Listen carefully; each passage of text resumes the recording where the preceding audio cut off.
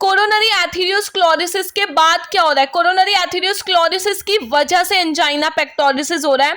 सो आप वो पैथोफिजियोलॉजी भी इसमें कंटिन्यू कर सकते हैं जो मैंने आपको कोरोनरी एथेरोस्क्लेरोसिस वाली वीडियो में एक्सप्लेन किया है। उसके बाद आप लिख सकते हैं क्योंकि हमारा ब्लड जो है वो प्रॉपर हमारे हार्ट को नहीं जा रहा है, जिसकी वजह से एंजाइना पेक्टोरिस हो रहा है, मतलब चेस्ट पेन हो रहा है। हमारा ब्लड ना जाने की वजह से पेशेंट को हाइपोक्सिया जैसे सिम्टम की, ऑक्सीजन की कमी हो गई ब्लड में, ठीक है, ये सारे सिम्टम देखने के लिए मिलेंगे।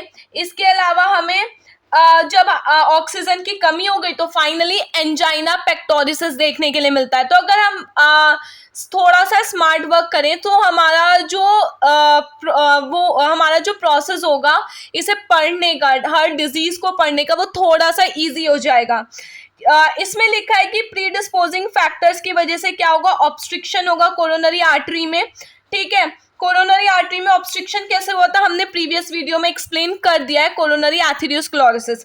देन उसकी वजह से क्या हुआ, अब जब प्रॉपर ब्लड सप्लाई नहीं होगी उस कंडीशन को इस्चीमिया बोलते हैं। इस्चीमिया की वजह से ऑक्सीजन की कमी होगी, उस कंडीशन को हाइपोक्सिया बोलते हैं, और हाइपोक्सिया की वजह से एंजाइना पेक्टोरिस जैसी बीमारियां हमें देखने के लिए मिलेंगी, ठीक है गाइज। नेक्स्ट हमारा इसमें क्या आता है, क्लिनिकल मैनिफेस्टेशंस के बाद हमारी पैथोफिजियोलॉजी, डायग्नोस्टिक टेस्ट सारे वही कंटिन्यू होंगे जो हमने कोरोनरी एथेरोस्क्लेरोसिस में पढ़े थे, क्योंकि एंजाइना पेक्टोरिस एक सिम्टम होता है जो कोरोनरी एथेरोस्क्लेरोसिस में हमारा कंफर्म हो जाता है, ठीक है। इसके अलावा हम मैनेजमेंट कैसे कर सकते हैं, सो इसका जो पहला मैनेजमेंट होता है, सबसे पहले जब पेशेंट हमारे पास एंजाइना पेक्टोरिस का आएगा या हार्ट अटैक का पेशेंट आता है, सबसे पहले हम उसे 100% ऑक्सीजन एडमिनिस्टर करते हैं, पेशेंट को डिलीवर करते हैं एज प्रिस्क्राइब बाय डॉक्टर।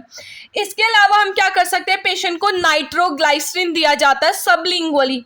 नाइट्रोग्लाइसिन कभी भी ओरली या आईवी नहीं देते हैं, उसे हम हार्ट अटैक के केस में सबलिंगुअली दिया जाता है, मतलब टंग के नीचे नाइट्रोग्लाइसिन की टैबलेट रखी जाती है, जिससे पेशेंट को बहुत ज़्यादा रिलीफ मिल जाता है पेन में। इसके अलावा हम क्या दे सकते हैं, बीटा ब्लॉकर दे सकते हैं उसके ब्लड के फ्लो को इम्प्रूव करने के लिए। इसके अलावा कैल्शियम चैनल ब्लॉकर, ठीक है। इसके अलावा एंटीकोएगुलेंट्स दे सकते हैं, हेपारिन वगैरह, जिससे ब्लड के क्लॉट्स ना जमे, ठीक है, जिससे ब्लड की क्लॉटिंग ना हो।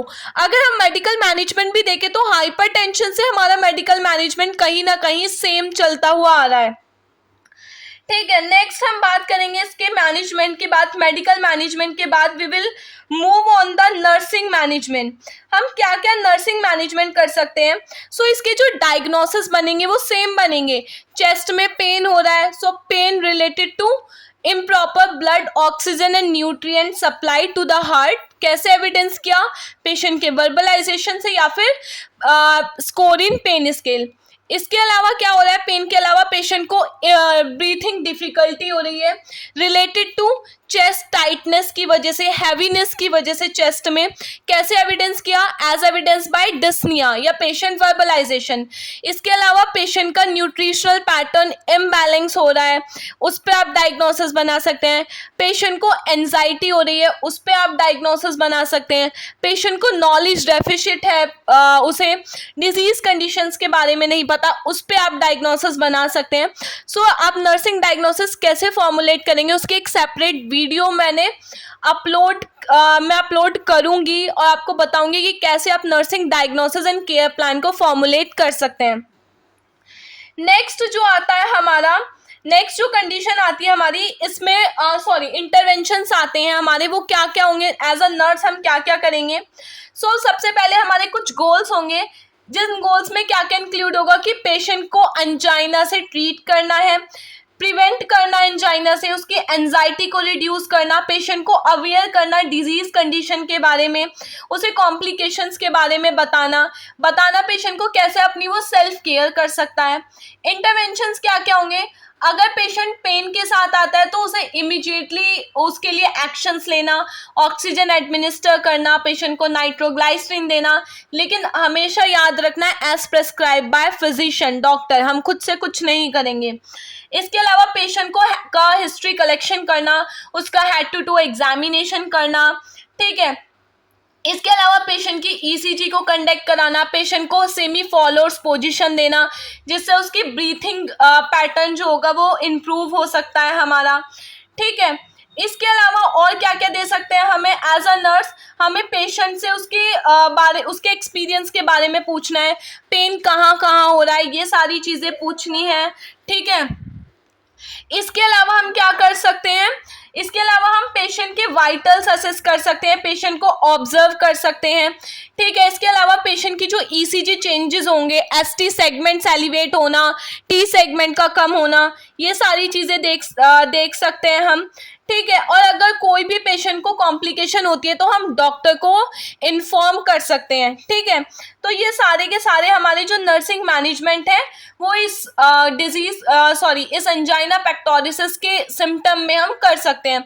इसके अलावा पेशेंट को आप डाइवर्शनल थेरेपी प्रोवाइड करा सकते हो, ठीक है। अगर उसे सांस लेने में दिक्कत हो रही है, उसके कोई सिक्रीशन है तो सक्शन परफॉर्म कर सकते हो, लेकिन हमेशा याद रखना है हमें सक्शन करने के बाद क्या होता है, पेशेंट के अंदर एकदम से ऑक्सीजन की कमी हो जाती है। सो हमें सबसे पहले 100% ऑक्सीजन डिलीवर करना है पेशेंट को, देन हमें सक्शन परफॉर्म करना है, ठीक है, वो भी सिर्फ 10 सेकंड के लिए। इसके अलावा आप चेस्ट फिजियोथेरेपी कर सकते हो, पेशेंट को प्रोवाइड करा सकते हो। इसके अलावा पेशेंट को डीप ब्रीथिंग एक्सरसाइज के लिए प्रमोट कर सकते हो, उसे हेल्थ एजुकेशन दे सकते हो regarding the disease condition, regarding the treatment, ठीक है।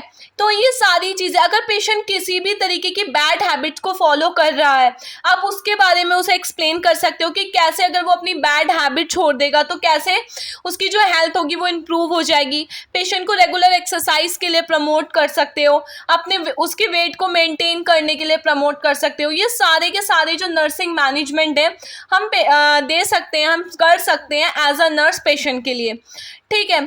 सो यस गाइस, आज की वीडियो में सिर्फ इतना ही। Thank you so much. अगर आपको मेरी वीडियो अच्छी लगी हो तो प्लीज़ इसे लाइक करना और चैनल को सब्सक्राइब कर देना। या thank you so much, bye.